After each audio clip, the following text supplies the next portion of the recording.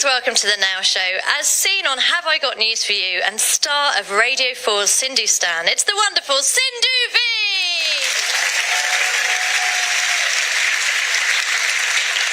Sunday's episode of the BBC nature show Dynasties saw the BBC film crew help out some penguins and their chicks. This caused quite a lot of controversy because the rule is that crews just observe, they don't get in the way of nature. David Attenborough, the omniscient deity of all nature documentaries, has said so. For the record, he has let things die and defended that. However, on this occasion, his voice boomed in to defend the crew's actions. They did the right thing. Obviously, as a god, he has to be completely unfathomable. Some people thought it was really the right thing to do. A gully was dug. Nothing more. No animals were physically handled. It was all very soft touch. Some people said it was wrong. The crew should just have let nature take its course and live with the loss, grief, and mayhem. But everyone, absolutely everyone, got very emotional.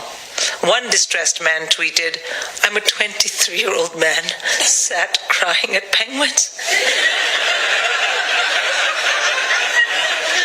Madness. But my big thing with this story was the people who thought the crew should not have helped. What? How can you expect human beings watching these penguins and their chicks to not intervene? I mean, the chicks really tip the balance. Because human beings are unique in the animal kingdom for how much support we give our kids. Think about it. The idea that something or someone might harm your child makes you crazy. I remember one of my children was getting bullied in school, and the teacher called me in, and she said that the 3 little children who were doing it, they were having a lot of trouble at home, a lot of instability. The school was working with them. The school was also working with my child. Could I have a little bit of patience? And I thought to myself, patience? I'm going to find those 3 little punks. I'm going to bloody end them. You think their life is unstable now?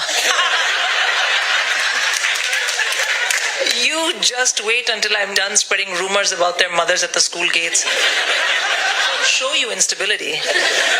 I didn't do it, but I thought it because I was worried that my child was being hurt. Now, why are human beings like this? There is a clear reason. We are like this because human children are born with zero instinct for self-preservation whatsoever. Zero. I mean, let's go back to nature documentaries. Think of one, like where a deer is born and it's wobbling around on its jelly legs. What is the mother doing? She's turned away and is eating grass. Right? And then a cheetah arrives.